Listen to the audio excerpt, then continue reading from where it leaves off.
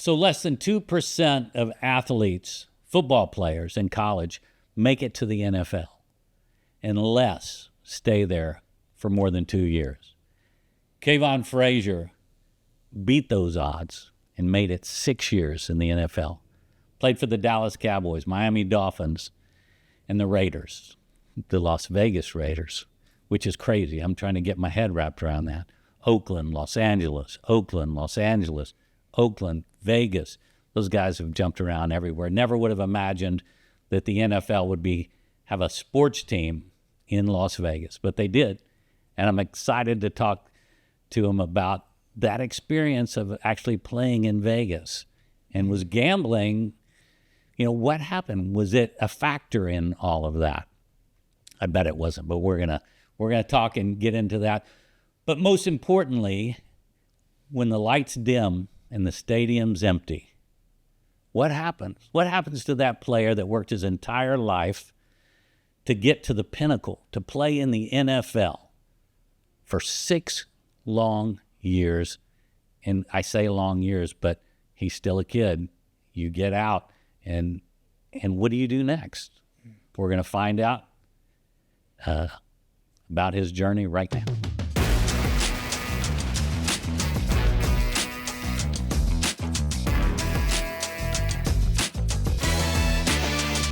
How you doing, my man?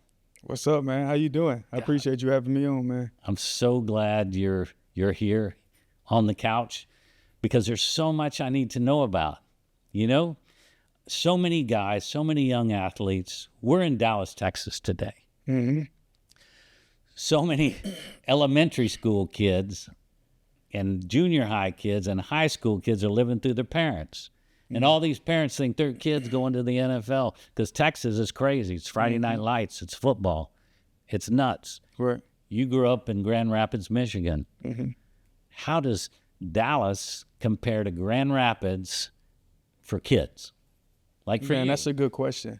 And it's completely different, man, honestly. I mean, obviously, my generation compared to now is just a lot more resources for kids, in all areas.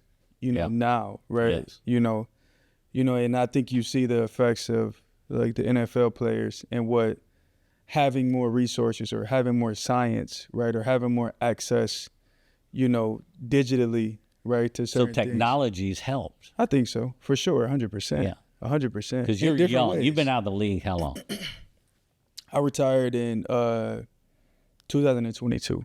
Okay, so you've been out of the league So almost about 3 3 years. That's Yep. no time. Mm-hmm. Technology has been in full effect. Yeah. And so- Even since then, right? Oh, I mean, yeah, back yeah. when I retired, there was no AI, right? Well, I didn't think about that. Yeah, that's moving fast. Now how, we had all the social media channels, but we didn't have AI, right? So, even something as little as a kid going on and asking about, hey, what's the best football drills I can do to be the best running back?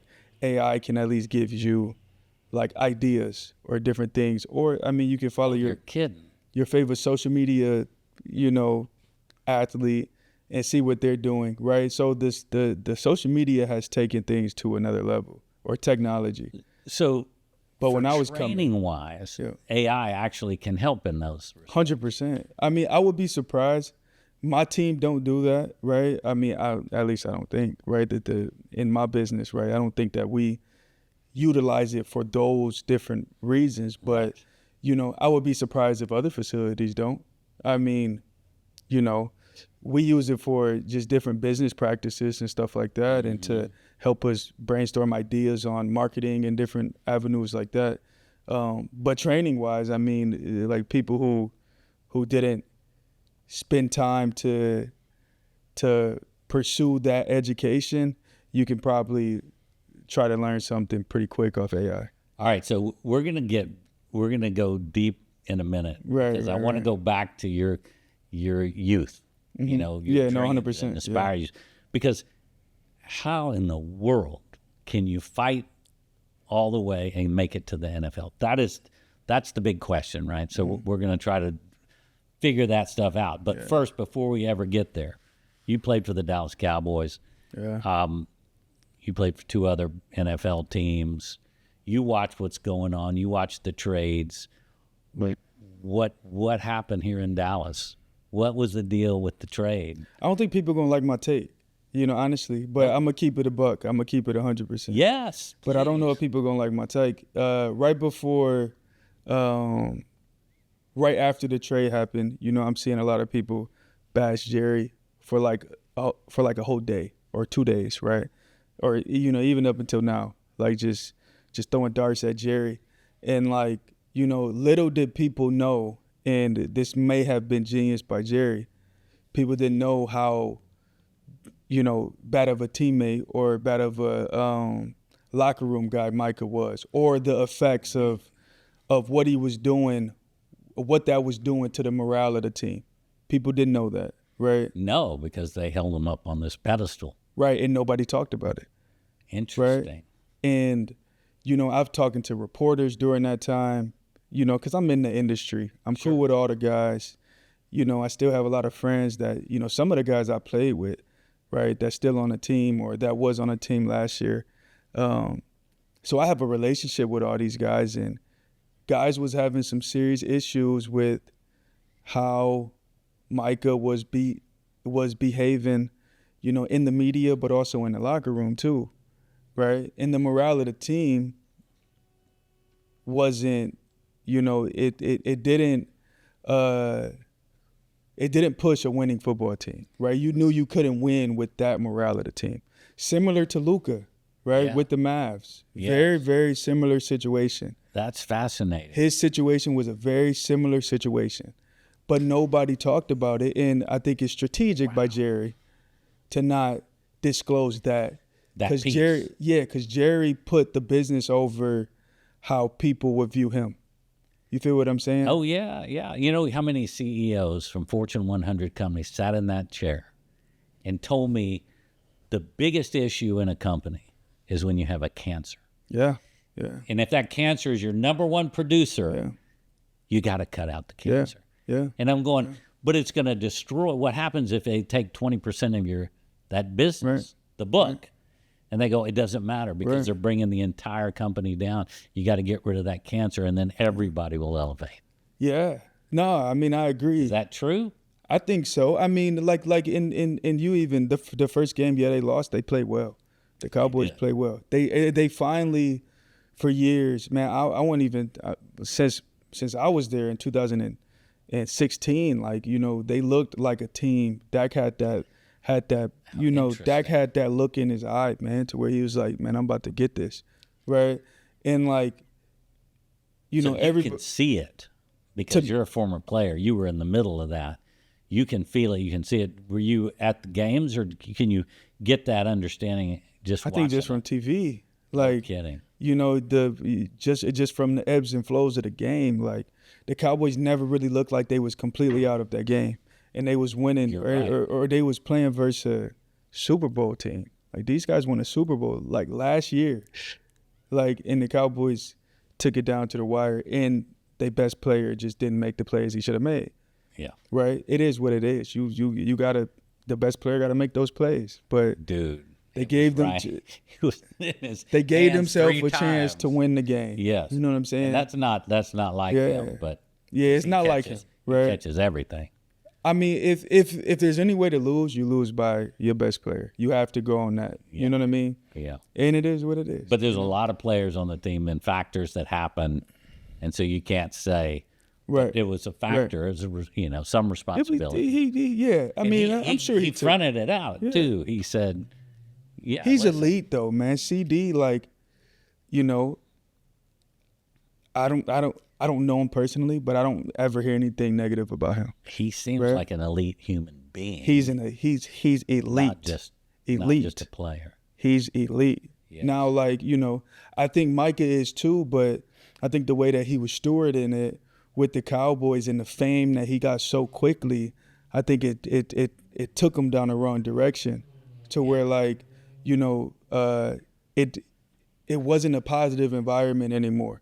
So that was the best case scenario for both parties, I think, right? Micah looks a little bit different now. He looks like he's back motivated. He got this, like, even just small stuff that he was saying, you know, when you got to name the top 10 quarterbacks in the league and you don't put Dak in there during the season on your podcast, like that's not like, bro, that's not like cool. you, like we call you a leader. Like we call you one of the best players on the team.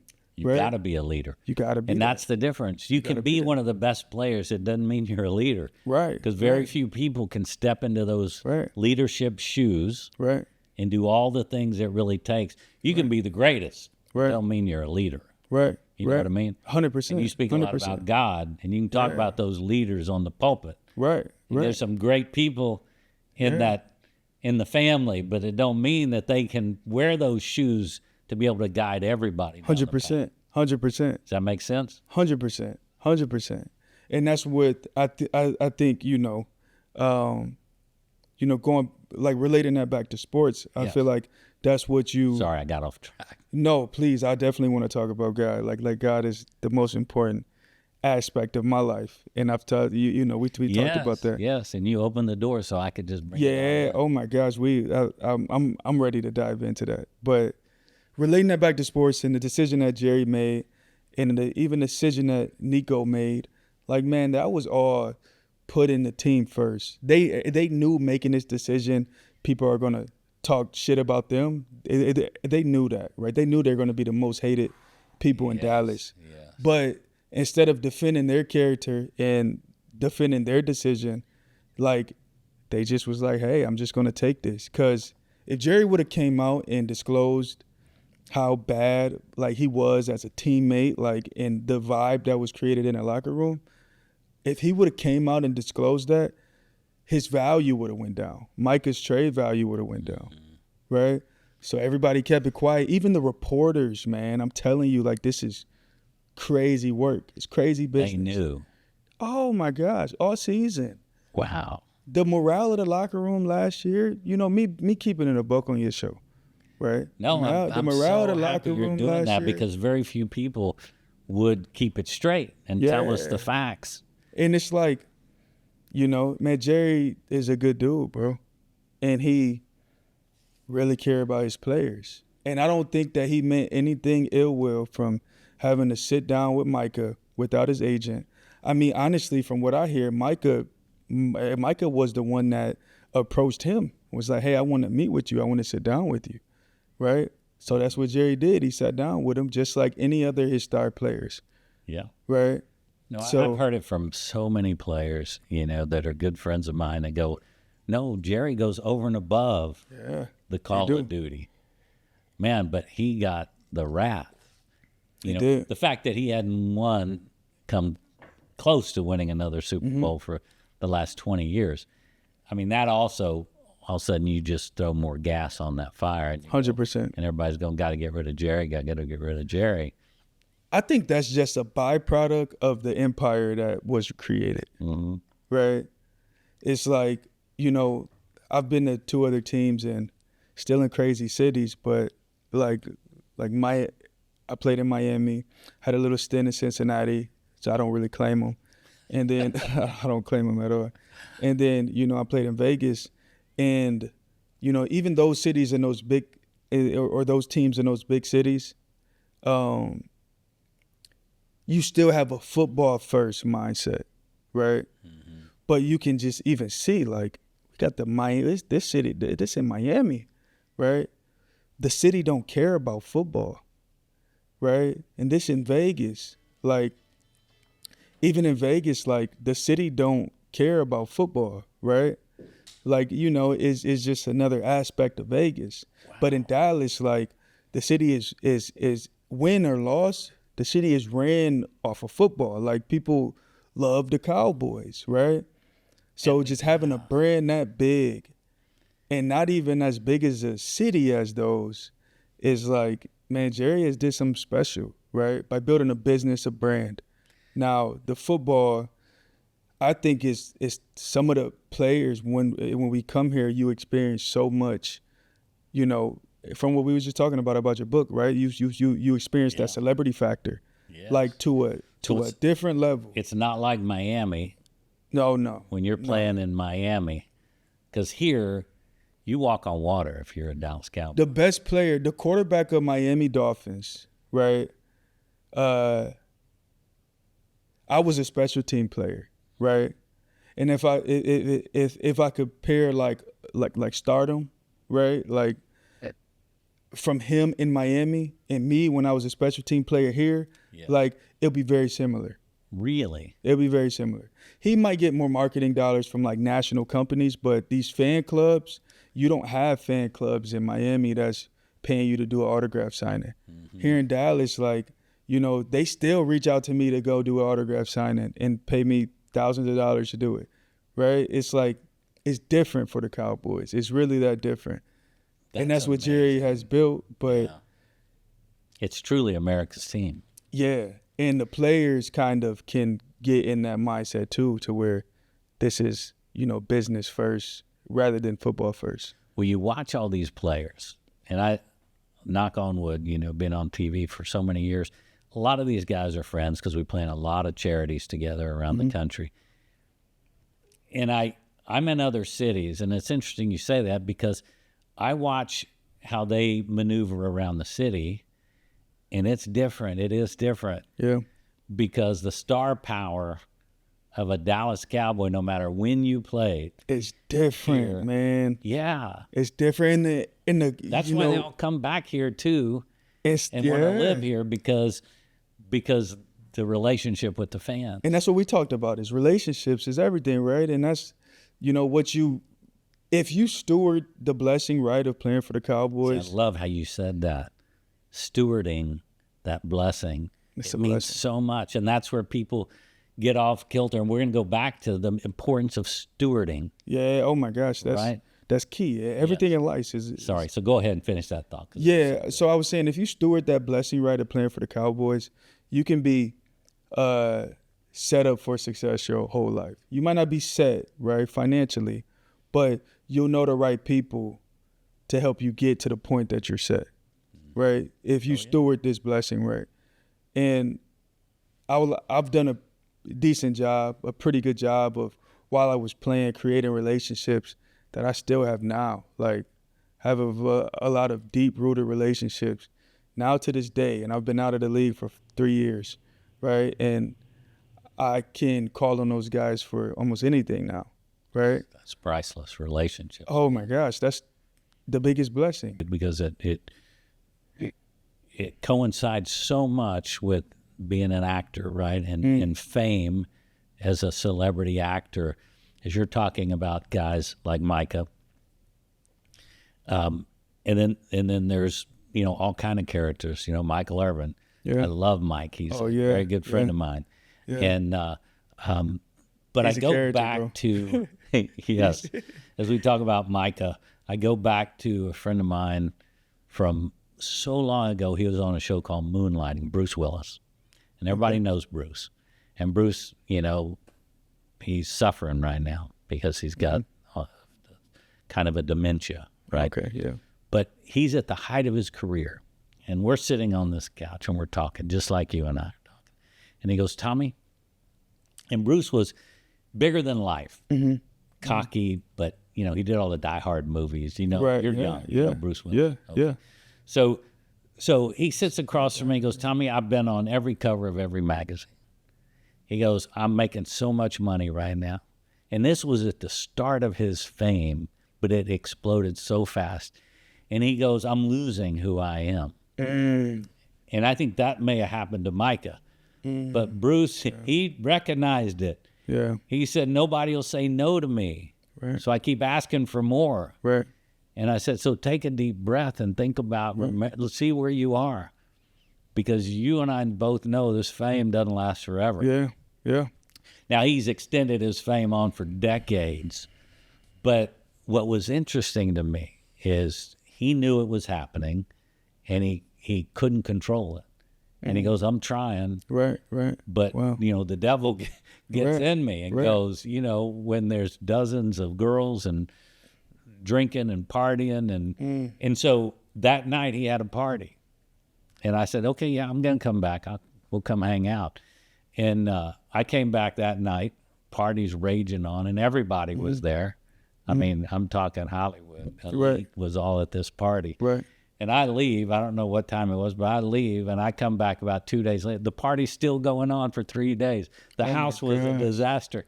He said, I told you got to get a hold of this devil inside me. Right. But it was just, but he has a big heart. Right. No, he's truly a wonderful guy.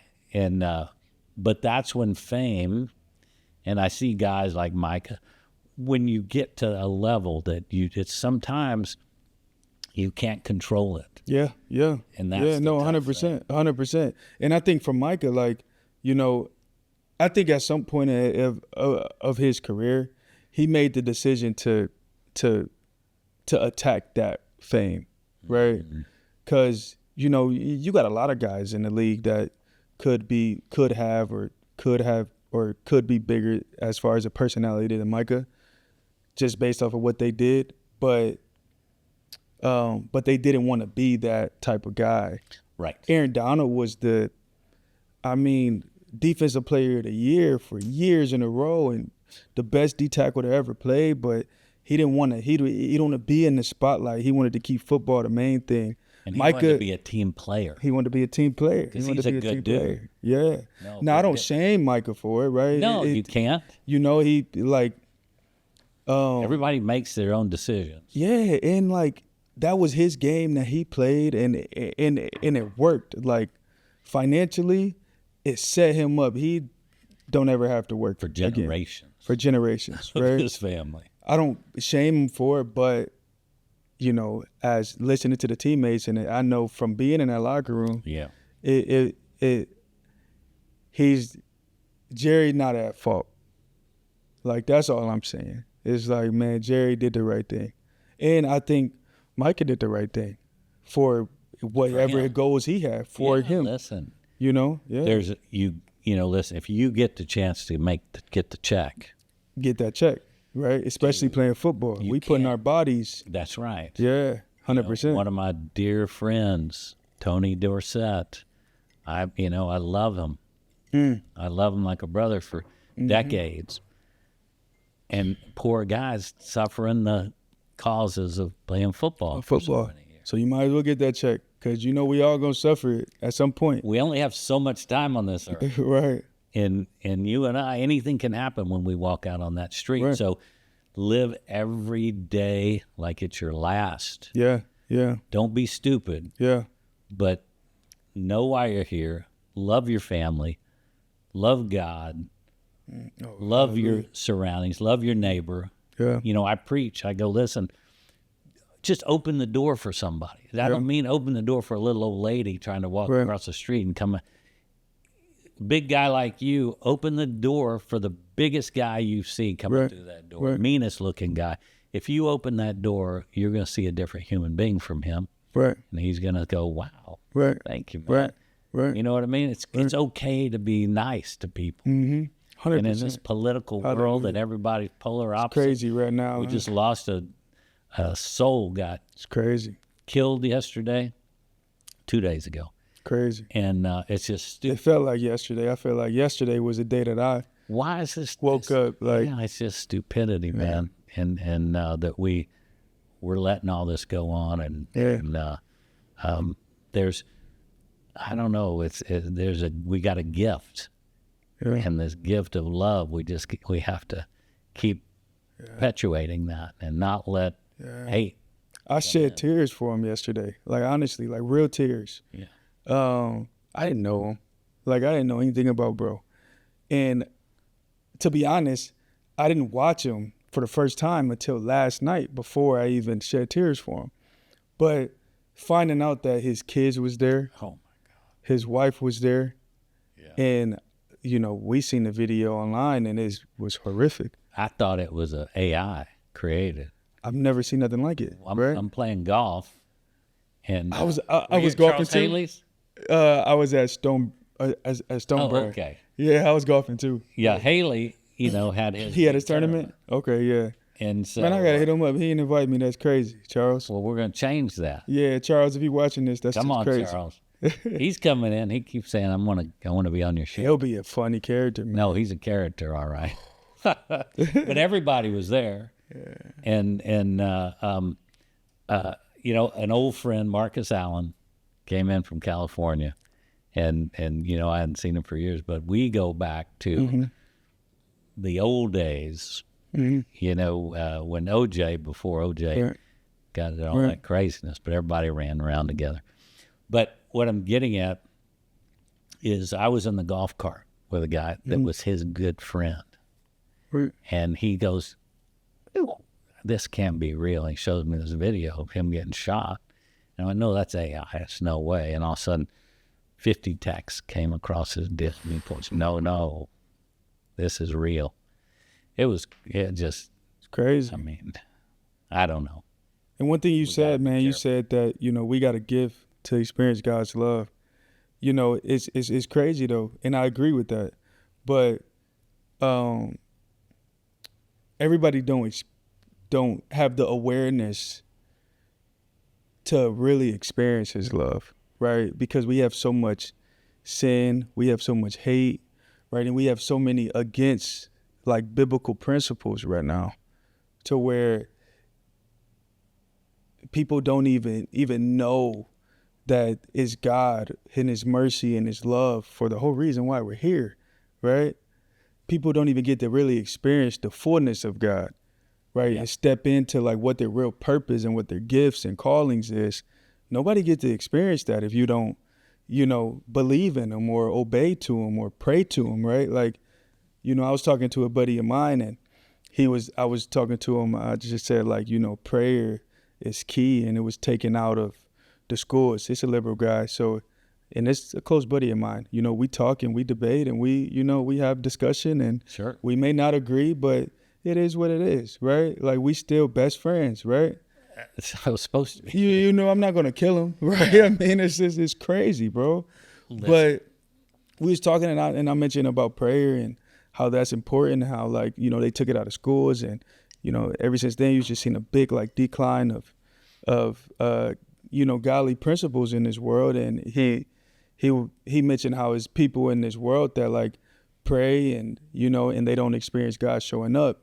And what I said to him, it was like, prayer is just an aspect of like how we should live, right? And what we need to do.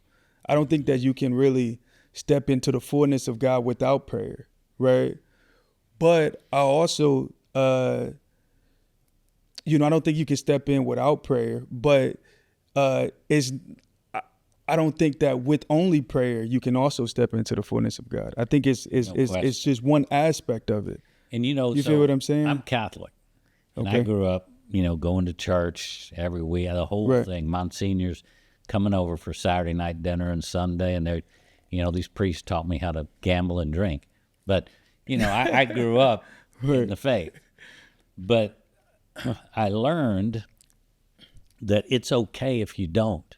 It's okay if you don't believe, but believe in something. Right. It's so important to believe in something. And a good friend of mine, we were actors together out in Hollywood, and he got into the Buddhist religion. And he goes, Tommy, come on. He had always tried to convert me. Right. And I said, I'm Catholic. It's okay. And he brought me out. I got to meet the Dalai Lama. And it was a big moment, Santa Monica, right? And I'm meeting all these people, and they're like chanting and doing the whole thing. I said, this is fantastic, because it gives you something to care about, something to believe.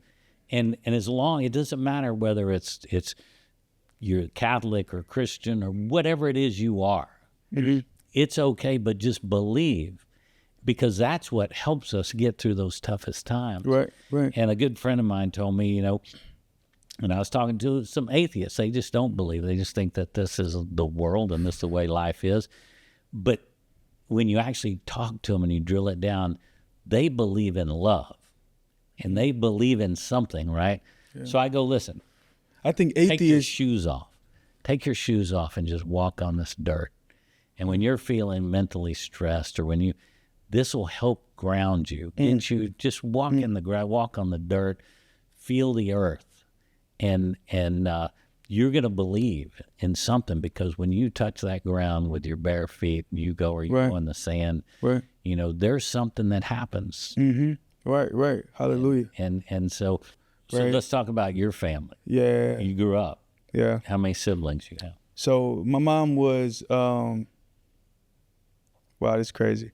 I'm speaking at church, and I thought that was going to be the first time that I got to share my story since my mom passed. My mom passed last year. Oh, shoot. But this is the first time. But no, I appreciate the question, man. Because mom's everything, brother. I know, man. I know. Just kills me.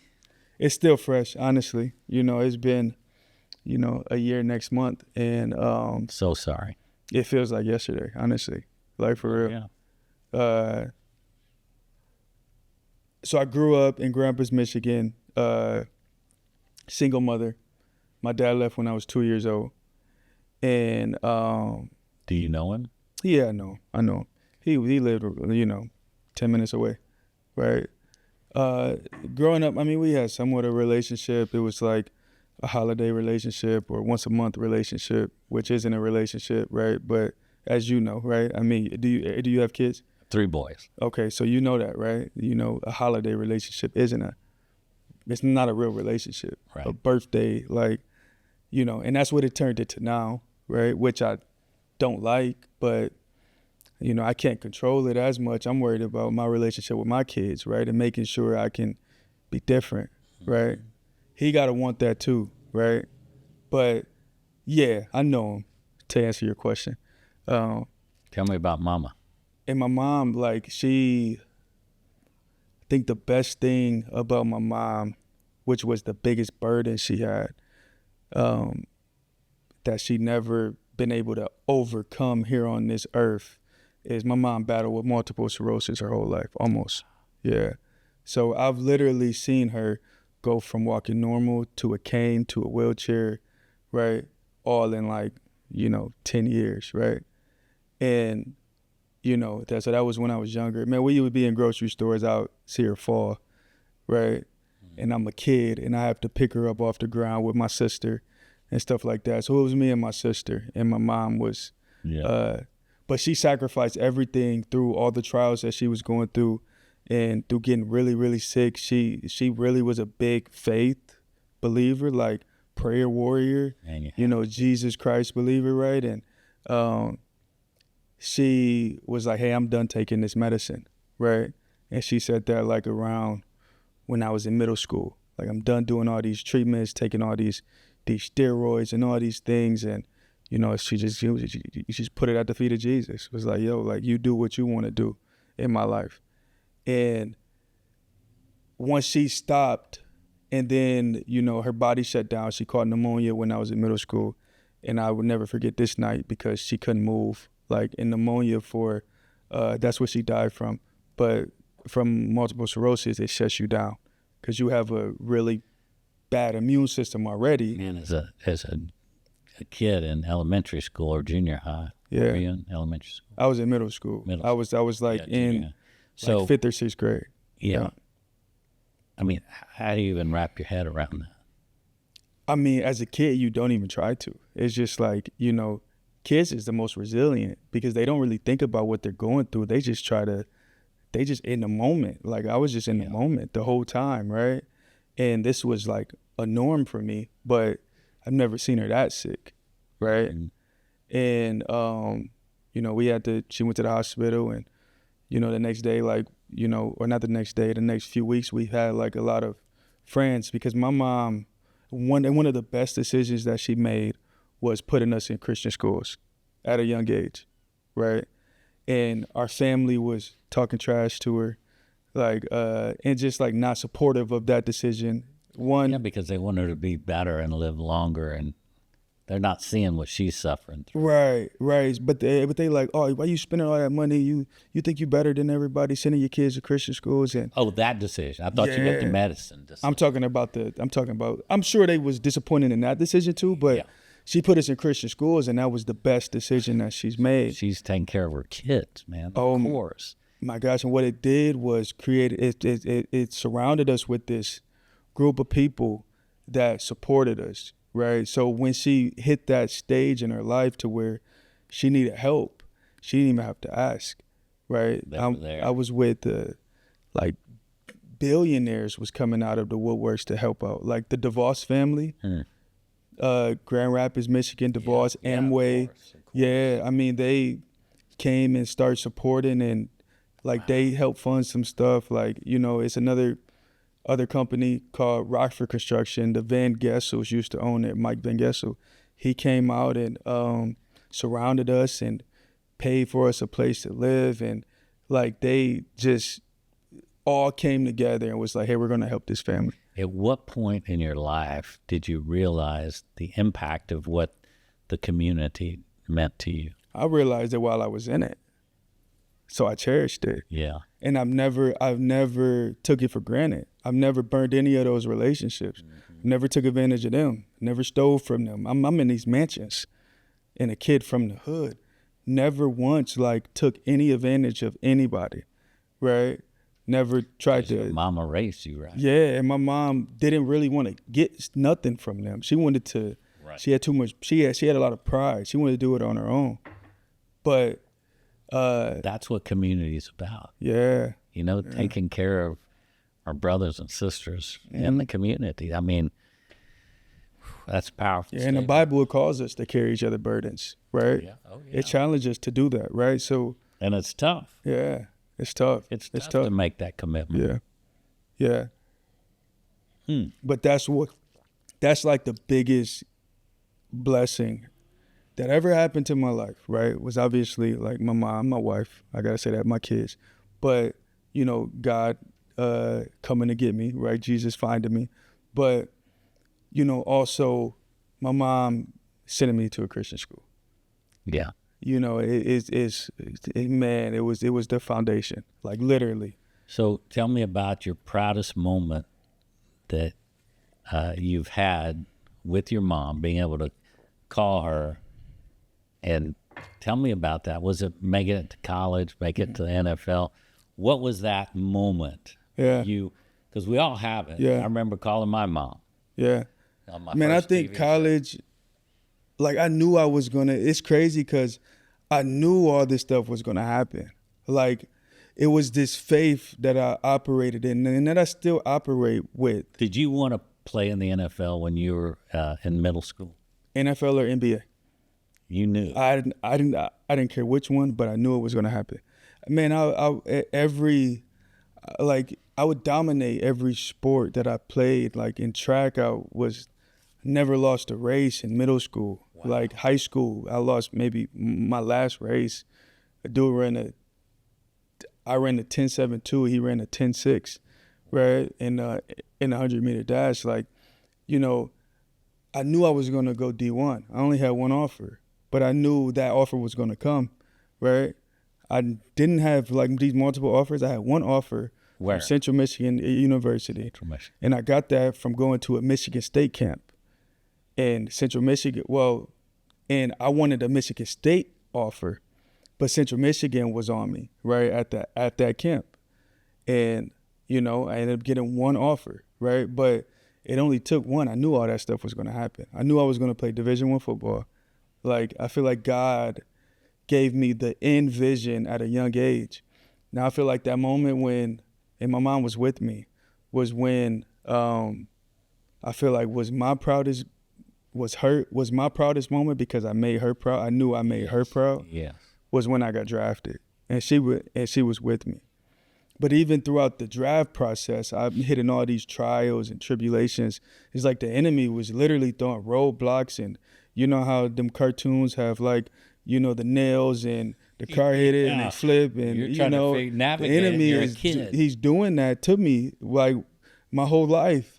Oh, but gosh. I knew exactly, like I pulled my hamstring. I went to the combine.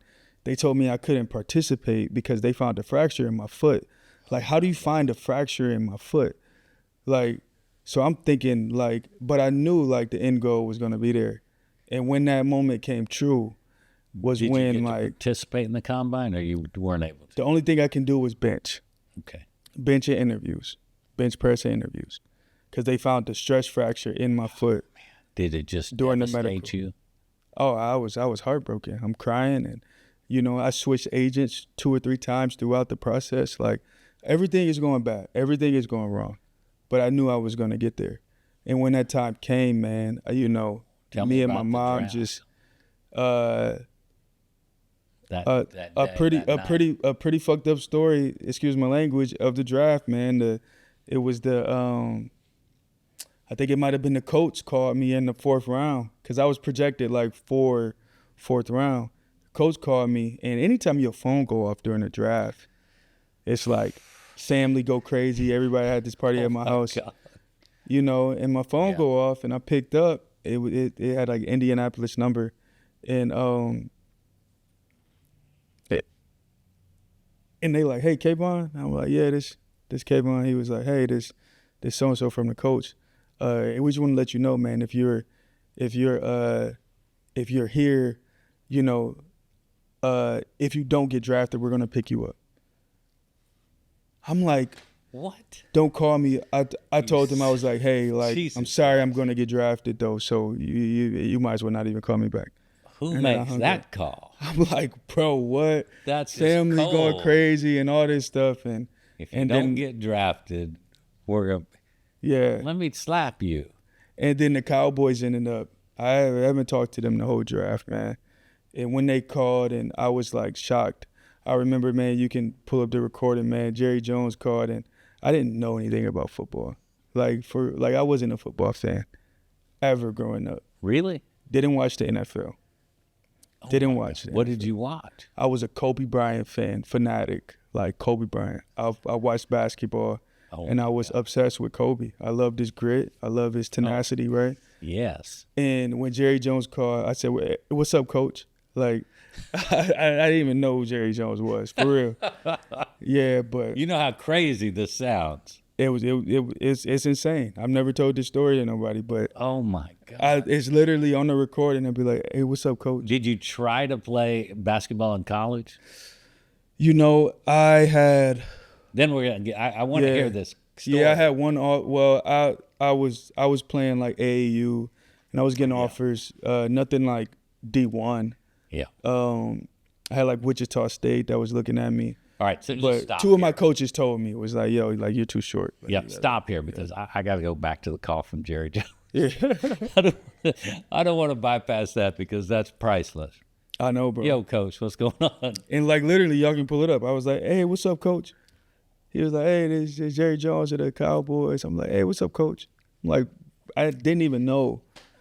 I didn't even know who Jerry Jones was at the time. Wow. You know, my friends was like, yo, that's Jerry Jones. You know Jerry Jones? I'm like, nah. Bro, that's the owner, dude. Oh my Oh, God. shoot, I called him coach. Like, yeah. Yeah, he probably liked that after this documentary, though. That's You know? right. That's right. All right. So what happened? What round? Where did So I ended up going in the 6th round Sixth round. to the Cowboys, and man, it was the. I mean, it was. Did you talk to Jerry after that? I've talked to say, him a "Listen, couple I'm sorry, times. I called you I've never brought that up. I never brought that up. I've talked to Jerry multiple times. Even now, I mean, I still see him I around. got somebody here. Jerry, come on in. He wants to talk to you. I'm just kidding. That would be insane. That would be insane. The biggest shock. But yeah, I've talked to him multiple times since. But Since I started Cheaters back in the day, Jerry won't talk to me anymore. He used to talk to me all the time. was he on the show? No, he will. I don't have people like that on the show. Cheaters. That'd be insane, dude. No. You know, I was like, listen, so many people. How big of a lawsuit would that be? Oh my. No, you know, so the show was what the show was. You watched it, you saw the people on it, right? We didn't do the Jerry Joneses. Yeah. You know, why do you think Michael's my best friend? Because Mike, he goes, I know you, Tommy. I don't want to see those white vans coming. He goes, I'm staying right next to you. Because Hey, that'd be messed up. You friends with him and then you hit him up. Oh my gosh. I remember I called up, you know, Spud. If you're a basketball fan, you know Spud West. Yeah, he's a golfer too. Yeah, boy, is he. Yeah, he's And- pretty good, I heard. He's very good. Really? Yeah. Most unorthodox swing you've ever seen. Have you played with Tori yet? Tori Hunter? Yeah. Yeah. Okay. Yeah. Hunter? Yeah. Oh, yeah. Tori's great. Tori won't talk to me anymore, I don't think. I had him come out to, we had a show we were filming at the Statler Hotel. It was called Movies at the Statler. And my dear friend, Mariel Hemingway, Ernest Hemingway's granddaughter, she's two-time Academy-nominated actress, phenomenal actress. She did a bunch of movies in the 80s, just, you know, we were great friends from the 80s. Yeah. And I said, Mariel, come do my show. We would watch the movie, her movie, and I had all kinds of stars on. watch the movie. Then we'd have a Q&A afterwards, talk about behind the scenes, what was going on. Right. And I just, she did some great movies. And I picked one that was very controversial, and I didn't realize it was going to be that kind of crazy because there was a lot of nudity, and it was about two women. Right. She was a track star. Right. She had an affair with another track star, and it was this whole women. And I said, Tori, come, we're filming, one of my shows. So he comes with his wife, and they watch that movie, and ever since it's like they left her. Tommy, you went out there with that movie. I said, Tori, come on, it's just a movie. Right. But anyway, yeah, Spud. We have to change that. I know. I'd love to see Tori. I go eat his barbecue joint up in. Have you been up there? Tenders, yeah. Oh God, Tenders is good. He got one in Frisco and Salina, I think. Yeah, Salina. I live there. I live in Salina. Oh, you do? Yeah. Yeah. So one of my dear friends, I used to do these celebrity cutting horses, and Punk Carter. He's in the Cowboy Hall of Fame. He's great. Okay. And so I was doing some cutting in California, in Calabasas, and I said, I told Christy Brinkley, I said, listen, I'm going to Dallas, Texas. She goes, oh my God, that's where this guy, you got to go see Punk Carter. He's going to help you, because I was just, I ride horses, but I never had ridden cutting horses. Right. And she goes, Punk trains on my cutting horses. So I went to see Punk. So I used to go to Salina every day. Every day? 5 a.m. Gosh.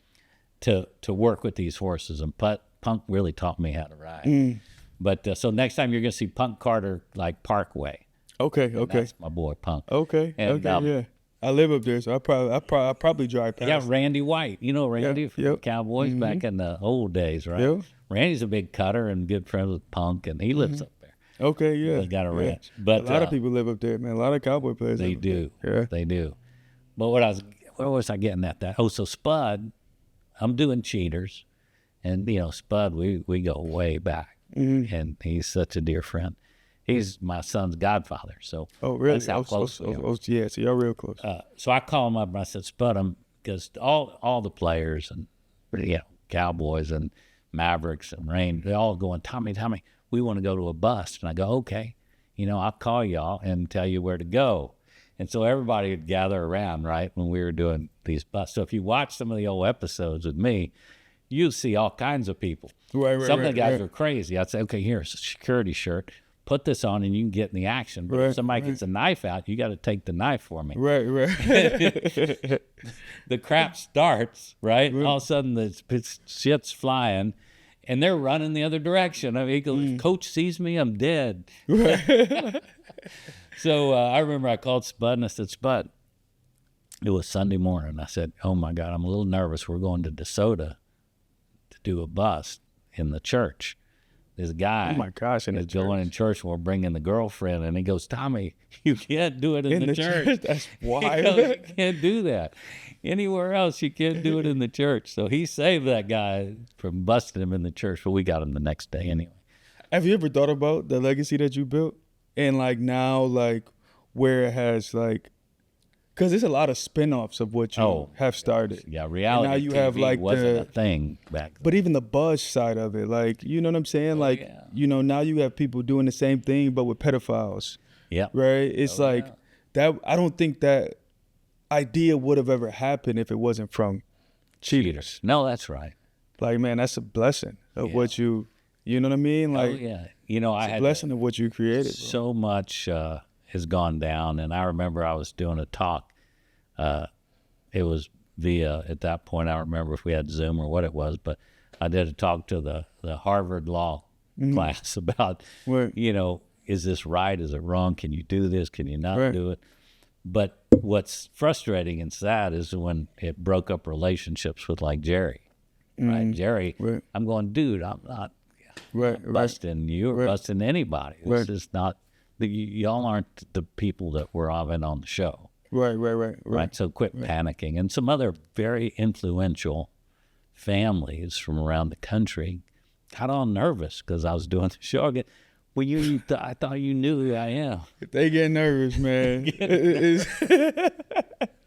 There's a reason why they get nervous. I used to walk into a restaurant. There'd be 3 or 4 couples getting up and leaving. I'm like, well, you're just showing who you are. Right. You know, there's cheating going on in this restaurant. Oh, my God. It's funny. Oh, my God. But the craziest thing was the premiere of Cheaters, right? First night it's on, my mom down in Corpus Christi, Texas, she goes, come on, I'm having a party for you. And I said, Mom, all this, okay, I'll come down to Corpus. There was like 200 people at my mom's house. The problem was, she had one TV, and it was priests and nuns. There was like 40 priests and nuns there. God. I go, Mom, you don't understand. That's not this kind of show. The nuns, for God's sakes, they loved it.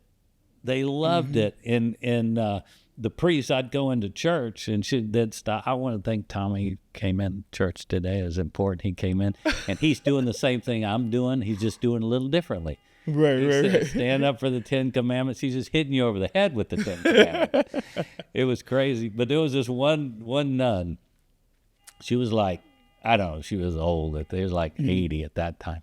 And used to call me up, talking to me about these different episodes. And I went, Sister, are you kidding me? You're really watching that show? She goes, yes, and I'm moving to Dallas.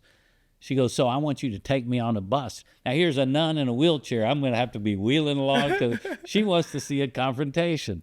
That's crazy. It was crazy. Yeah. That's crazy, man. The influence is crazy, though. Yeah. The influence that you was able to, because and now you see the different segments of where it segued to. And I think that's the most impressive part. Yeah, where the industry's gone. Yeah. Yeah, because when you open that envelope, right? Yeah. Then we let the hounds out of the cages. Right. It went crazy, and everybody's trying to outdo everybody. Right. So I found my spot. I rescue dogs on TV. Yeah. We're in our 6th season now, and you want to talk about God. Yeah. And the love, and when these unconditional love coming from they're a product of God. Yeah. Because they don't care who we are. They just give you love. Yeah. They don't. You don't understand how many homeless guys I've sat with, and they have their dogs, and those dogs get them through those tough times. And that dog doesn't care this guy's homeless. He just is loving on him. He's keeping that guy with mental health issues or whatever his issues are, right? That's God right there. Every one of them. When we come home at night, who's wagging their tail for you? Yeah. Who's just loving on you? When your kid, when they get old enough, they're getting social media on their phone, and it's blowing them up, and it's making them feel horrible.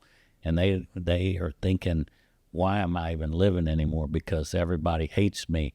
But that dog's there, somebody they can talk to, and that dog's loving them up, and they know God's with them. Right. You know what I mean? Right. So if you got kids, you got to keep those pets with them, and that's our big mission and our big force in what we're doing with our product lines, our pet insurance. We help, fund those families that can't afford to keep a dog. We'll give you pet insurance to take care of that. Make sure that you don't turn that dog back in. If you have kids, we want to make sure you keep that dog in the family, or that cat, or whoever's gonna. You've got to have pets for kids. I'm glad to hear you've got 2. Yeah, man, that's beautiful, man. And you mentioned love and how like dogs show unconditional love. Yes. From what I realized about my dogs, and I realized how like, God gave us dominion as humans, but I also realized how like corrupt we are, because I didn't really realize that how much love my dog had for me until I was almost gonna lose him, right? Until he almost died from heart cancer, right? And then we had to have like an emergency surgery. Had his heart tapped probably 5 times in a matter of like 6 months, right? And then we had to have an emergency surgery. It might have been less than 6 months, honestly, like 4 months, right? But now, man, every time I see my dog and he's still with us, that's been 2 years. They gave him 2 years to live. That's been 2.5 years. So he's still happy. But now every time I see him, he knows y'all need him. Yeah, and I just enjoy, or not even enjoy, I appreciate his presence now, and like just what he gives me, man. Like so happy. Yeah. Maybe a little greedy, like he's hungry, like he. But If that I'm greed's eating, okay. yeah. If I'm greed eating, for that love. he definitely buy me, right? And he obeying at that point, right? But you know, I have 4 daughters. My youngest daughter is about to turn 1 in a couple of weeks, and a week and a half. And you know, my wife a little bit more cautious than I am, but man, my daughters jump on my dogs. They like grab their ears, grab their tails. Of course, they grab those them are in their kids. mouth, and they like because I mean it has a lot to do with how you raise them, obviously, but I think it's their natural. If you just raise them and steward them the right way, and don't abuse them, right? Their natural instincts that they have, which is different than man natural instincts. No question. Their natural instincts is to love, right? Is to take care, right? To nurture people, right? That's their natural instincts as dogs, especially pit bulls. No matter what breed, but pit bulls for sure. Right. It's their natural instincts. It's to protect, right? It's to take care. Ours is evil, right? It's sinful, right? Sure can be. And that's where like, man, I just, man, I appreciate my dog so much and what they're doing for me and my family. And even though like my wife get mad at them sometimes if they, you know what I'm saying, but they are extremely like, they a part of my fam, bro. Like, you know, I got 4 kids and I got 2 dogs. I always say that. I got 4 kids, 2 dogs, right? And those part of my kids, fam. man, I know y'all are, every day you have, what's the one's name that's had the heart condition? Simba. Every day you have with Simba is a blessing. It's a blessing. Because I remember when they told us that he doesn't have much longer, right? He has a couple more days before we had that emergency surgery and took the risk. It was like a 50-50 chance that he would make it through that surgery. Because I guess like his tumor was leaking in. We all have a sac that protects our heart, like a sac around our heart. And dogs have that too. And he had a tumor on his heart that was leaking into that sac. So the sac was filling up with like blood or pus or whatever it was. And it was constricting his heart from beating correctly. So he would like pass out oftenly. He was literally dying in front of us, right? So we had like, they like drained it a couple times. So now he has like big scars on him, on his sides. And then we had one like major surgery, right? After like they drained it maybe 3 or 4 times. It was like, hey, we can't keep doing this, right?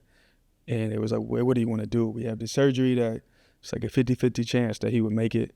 And, because we're getting close to the heart. Sure.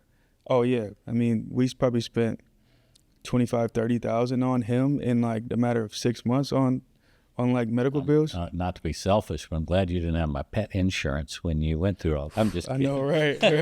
I wish I had it for real, but no, I didn't mean to make a joke at this tender moment.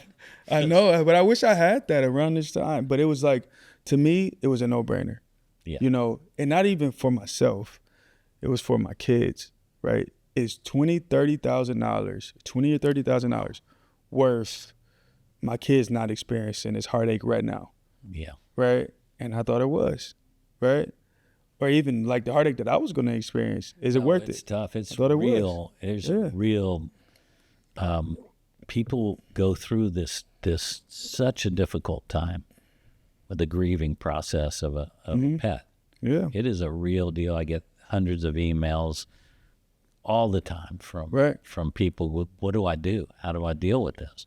I'm working on something that will help people relate to trying to deal with that.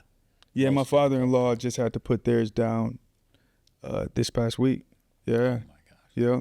He just moved out here and, she's 15 years old age, right? And just start giving those signs that it's time to go. And he had to put her down. And, they was heartbroken, right? I mean, it's pets is like just what you said, man. It's God. I feel like God put them on this place to exemplify his unconditional love, right?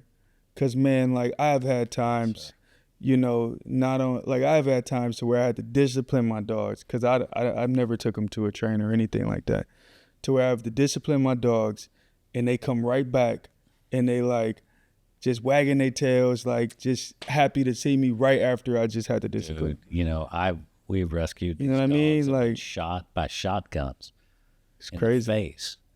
I remember we were in Detroit, Michigan, and we were wrapping an episode of To the Rescue. And the door busts open, and we were at Detroit Dog Rescue, and in comes this undercover police officer, and he's got this terrier, bull terrier, in his arms, and blood's dripping off this dog. And he goes, "We just in a big firefight with a guy, and he's on his way to the hospital when we were, I'm sure they killed him because he was shooting at the police officers." Oh my God. But he goes, "We're ready to tow the car," and there was a blanket in the back seat of the car, and it was moving. And I took this blanket off, and this piece of trash that they just sent to the hospital had gotten an iron and burned all his pads off his feet. This dog, and burned him up. He was bleeding, and this dog should hate people. But this sweet little dog just got on the floor and just crawled over up into my lap. And I mean, I'm crying. I was like, this dog, why is he loving me when he's just been through hell with the devil Hallelujah. did all this work to him. And Hallelujah. isn't that amazing? The love that these animals will show. Yeah. It's powerful. And I didn't mean to get off track, but I think it's No, so it's not off important. track. I mean, that's right on track. We're talking about unconditional love, man. That's what that is. That's an example. That's like That's our the moms, definition. too, what our moms have for our boys. You know what I mean? It doesn't matter what we're going through. Moms will always love their It son. don't matter what you did. Man, I could have did the most horrific thing. My mom would have had my back. She would have been like, "No, that's my son." So when Jerry Jones called you and you thought he was the coach, when he called you, and what'd you say to your mom?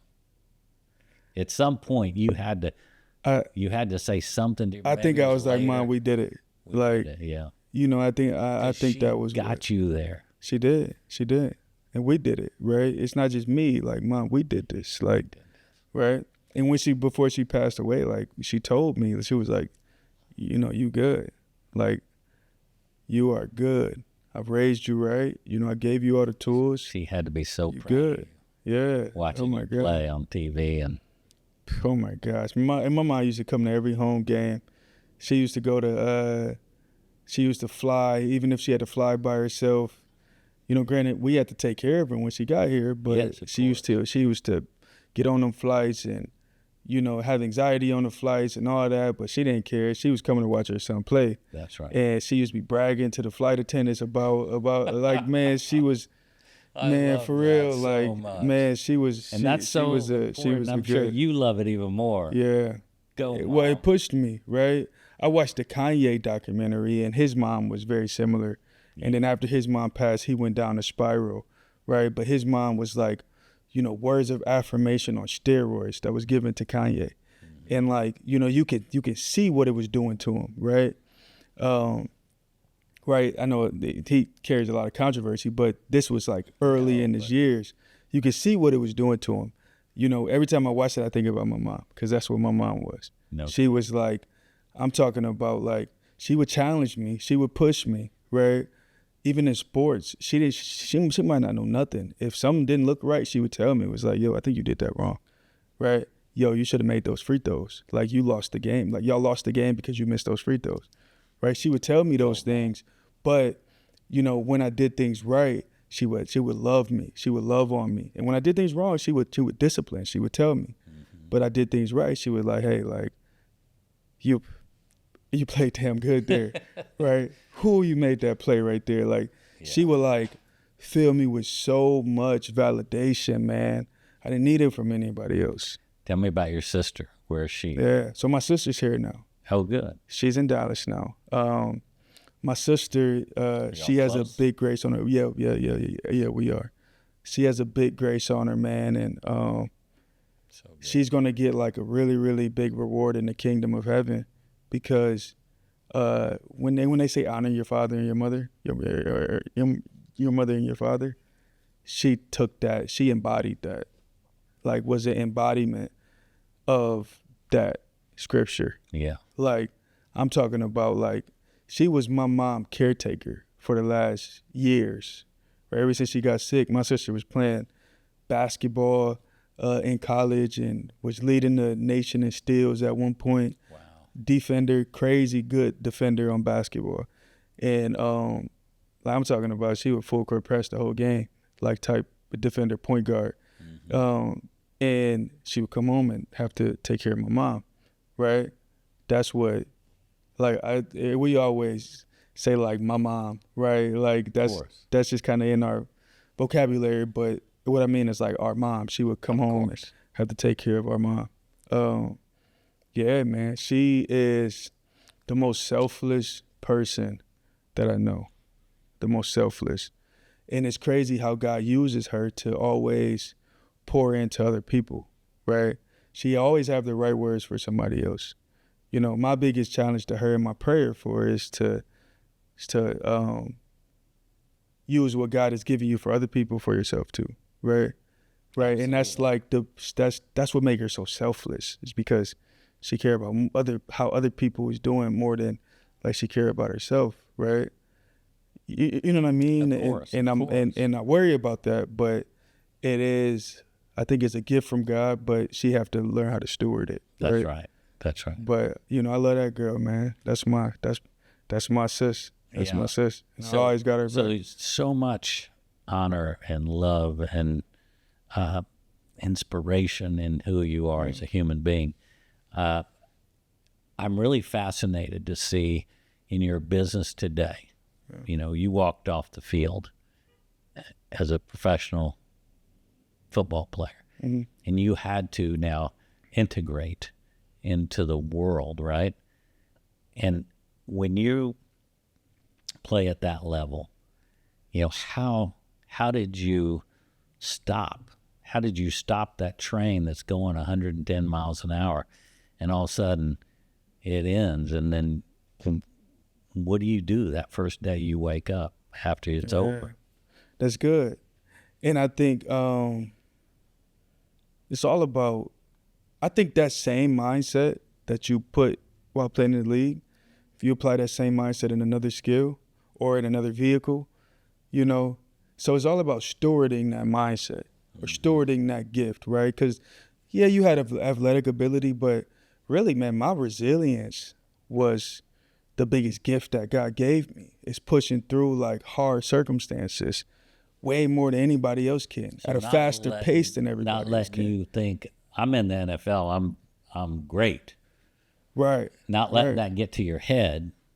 Right. But how do you keep that down, right? But even past that, right? Like even like before that, I meant to say, like, you know, making it to the NFL required a lot of resilience, like just pushing through hard times, hard circumstances. Things didn't go your way. Junior year got benched in college, right? I wasn't a starter my junior year of college, right? But pushing through that, right? And like, you know, just only had one offer, drafted in the 6th round, had 5 surgeries my first 5 years playing in the league. Jesus. Right? And just pushing through all that required a lot of resilience, right? And I feel like God blessed me with that gift to be able to push through, have that faith to push through. He blessed me with the faith, but the output became like extremely resilient. So now what I was going to say in business, that translates. Yes. Right? That's what I mentioned. And using that same gift, but in a different vehicle. It's a learning curve, yes. I spent a year under some very wealthy, very like successful people learning about like not even my industry. I knew about my industry because I lived it, but I spent a year learning about business around those guys, right? And just like, you know, I didn't know what an EBITDA was. Like, I didn't know anything about that, but I had to learn that. But the resilience was going to force me to learn that. The faith that I had in myself was going to force me to learn that. Or the faith that I had in God which is also faith in ourselves. If you have faith in God, you have faith in yourself. Yeah. It said that we're made in His image and His likeness. You feel what I'm saying? Of course. But my like tremendous faith that I had propelled me to be able to, be pretty successful in business. Right. So why did you pick the industry you're in, and tell me about your industry? I don't think that any of us pick or decide what industries that we're in. I think God brings it to us in different ways, or I think it's very hard to pick what you want to do. I think, God brings it to us in very weird ways, right? I'm sure you could probably tell a story about how you got into what you got into, and, it wasn't just like, hey, I didn't wake up like, hey, I'm about to be this, like, but. That was you. Yeah. You said when you were a kid, you knew. Yeah. See, I knew. You I knew. wanted to be an actor. You knew. Since I was 5 years old. You're right. So you had the vision. Everything in between didn't matter. You knew where I was going to be. You knew it. You know. Yeah. And with this training thing, it was a similar way, right? I went through, and it was really from my experiences that I experienced. I went through 5 surgeries my first 5 years. So I had to take care of my own body. So I'm living in the physical therapy clinic. You were in pain your entire NFL career. Entire career, still is, right? Obviously, but I'm having to like spend my off seasons not fine tuning, but like restoring. I'm having to get back to like my old self, or you know what I mean? Like I have foot, knee, shoulder. Jeez. 5 years in a row, right? So I was having to spend my off seasons pushing harder than other people to not only recover, but to get to back to that level, right?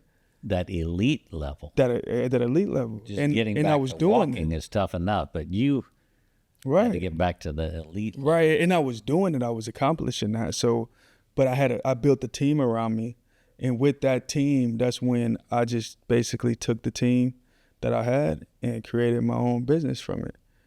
And that's the long story short. Going through what you went through. I know, yeah. Because like. So tell me about the business. Right. You prepare other athletes to go to the combine, and do you work with that's high one of the school aspects kids too, or college? Yeah, somewhat. What we are known for is working with the high level athletes. So working with the NFL, the NBA, the MLB, right? That's what we're known for.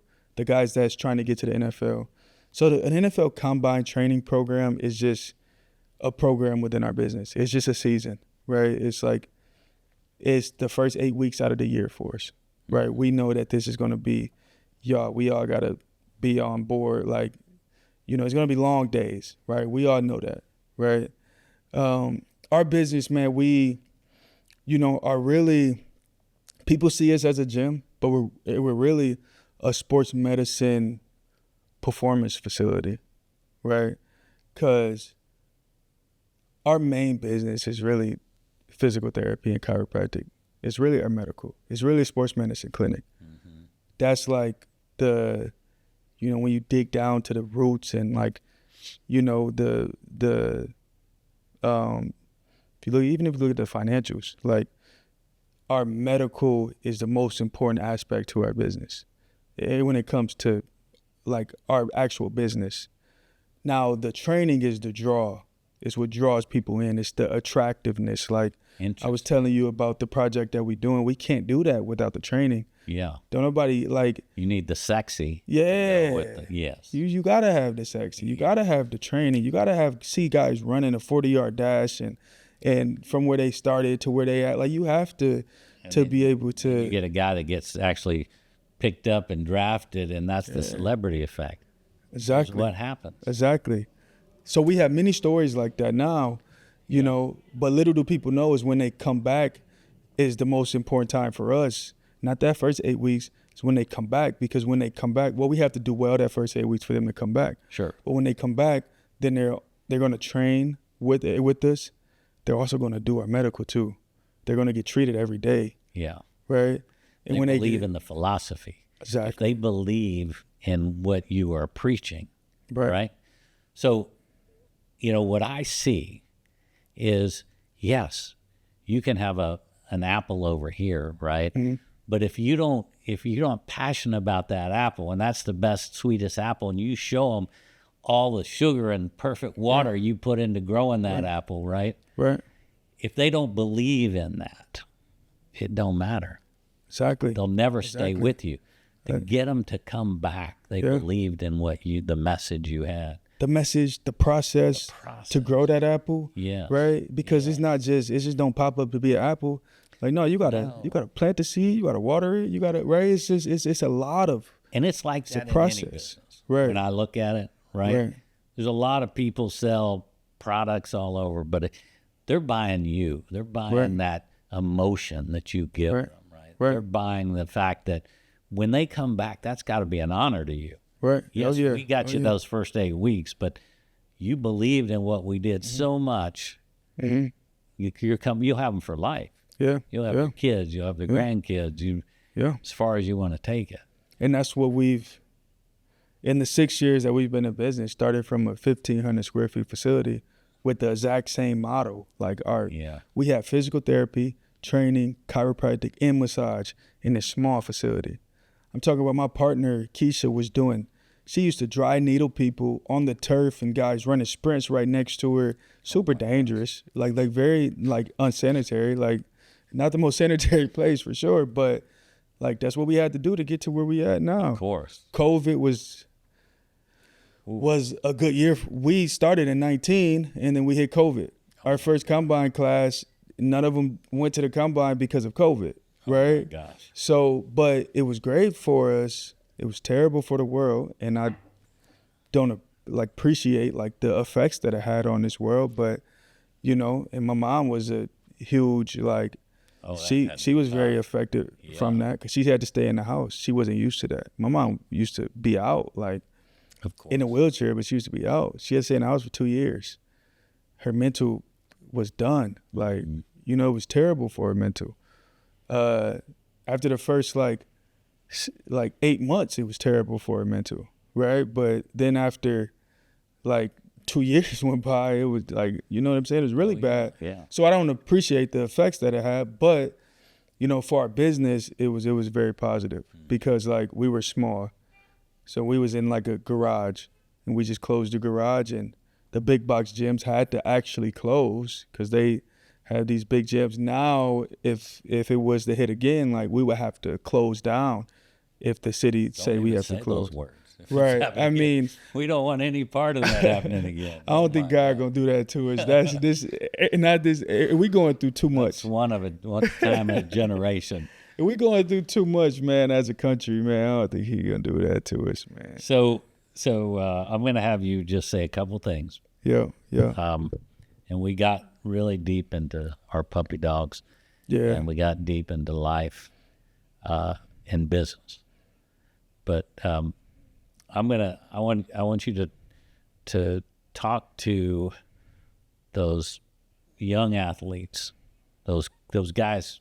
I say young guys playing, right, D1 level, or the guys early in their professional career. Right. What's most important? What do you want somebody to think about when you're in the middle of that? And you're on a freight train going 100, 300 miles an hour, right? Right. What do you need those guys to think about? You're retired now. You're out, and you're living a wonderful, God-filled, successful career that you've been able to build. What's important for those guys to think about right now? Because they're going to have another future. You got to be able to pivot. Right. And that pivot is going to be tough for a lot of people. I think it's two things, man. Two pieces of advice that I would say or to think about is one, spend some time and rest and slow down, right? Spend some time doing that and reflect. Can you do that when you're on that freight train and you're think you can. and everybody's on you? Right? I think you can. I think you got to be very intentional about it, but it's hard to do. But I think you can, right? Even us now, even me now, I'm in a go season. I feel like my last season I was in, God put me at how in the Bible, in David or in Psalms it say Even though I walk through the valley of the shadow of death, I will fear no evil, for you are with me. Your rod and your staff comfort me. You prepare. It's before that when you say like, you know, I rest, like you make me rest, right? Right. Yeah. He's talking to God. He say, the Lord is my shepherd; I shall not want. He makes me lie down in the green pastures, right? You have to force yourself to enter into that state of mind, right? I think that that's most important, because now when I look back, man, it was a blur. Like, it was a blur. I don't know if I really appreciated it being in that season. Like, I don't think I appreciated it. Like, it was Even a though blur. you tried probably to take a breath. I don't think I did though. I was not intentional about stopping, right? It was like, it was a blur, right? Now I'm very intentional about taking that So breath. can a young guy going through it, like when Bruce Willis told me, he goes, I don't know if I can control myself. Nobody will say no. I'm going 300 miles an Right. hour on this freight train, and I don't know. Right. Can a young guy do that? I think they can, but I think this is my second point, Very and this is how they can, is to where they have to understand, don't identify yourself by what you do, Oh, that's good. right? That's real good. No, that's what I've realized, man. That's And not who we are. I realized this because when I was transitioning out the league, my first couple of weeks or months, I was struggling. I was really, really struggling. Like, super bad, like really struggling. And a bad incident happened. I think I was taking some gummies and like took way too much. And I haven't told nobody this.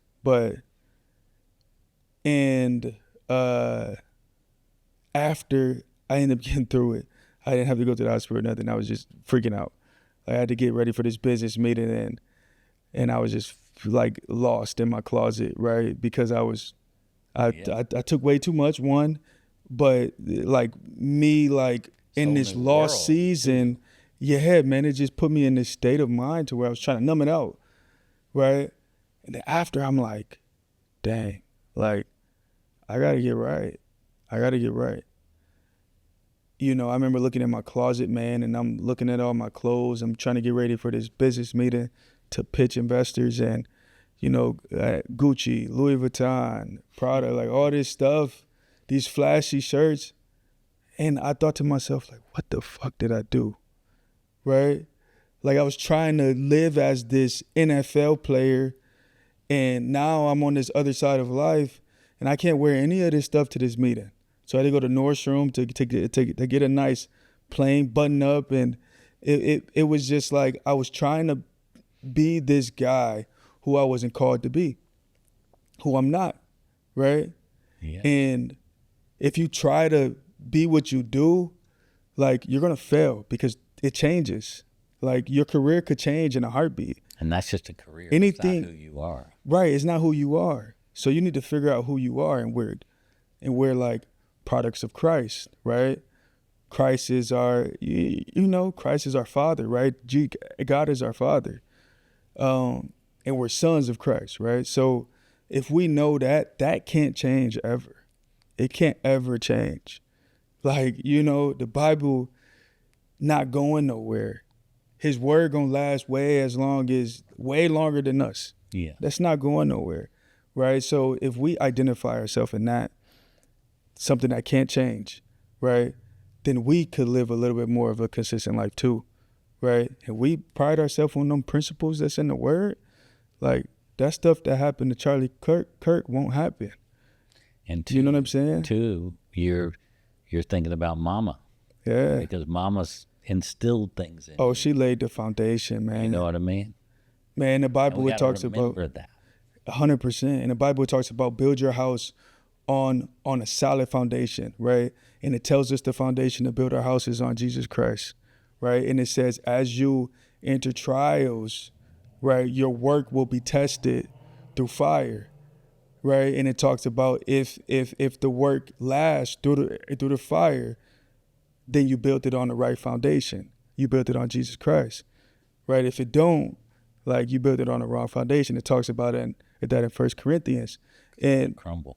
oh yeah, to crumble, right? My grandma and her peers and probably my great grandma started the foundation. My mom continued that foundation, and I was able to build my house.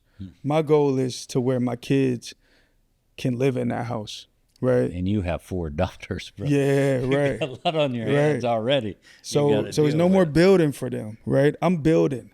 Yeah. Y'all live, right? Y'all live in this house. Just remember the foundation. Remember what type of foundation this was built on. Remember who we are. Yeah. We're Fraziers. And that's important to understand, because that name and that what you've given them is what your grandma gave your mom, your mom gave you, and you're given. Yep. You know, my dad was. And we served the Lord in our house. Yes. And they got to know that. Yeah. When my daddy was about to pass away, I remember I didn't have a lot of, I had time with him. But I wanted him to make sure he knew that the gifts he gave me as a man, as a young boy, I'm giving to my kids. You know what I mean? That foundation. Right. I said, so you can go now. It's okay, because you've given me all the tools now. Mm-hmm. And I think that made a big difference. That's a blessing. Thank you for sharing so much. Yeah. And it's just powerful stuff. Thank you, man. I appreciate you, man. And I appreciate you, man. You are very talented and gifted at this. So keep stewarding those gifts for building the kingdom, man. You're doing a good job. All right. For real. See you again on the golf course. Come on, let's do it. Okay. I appreciate you.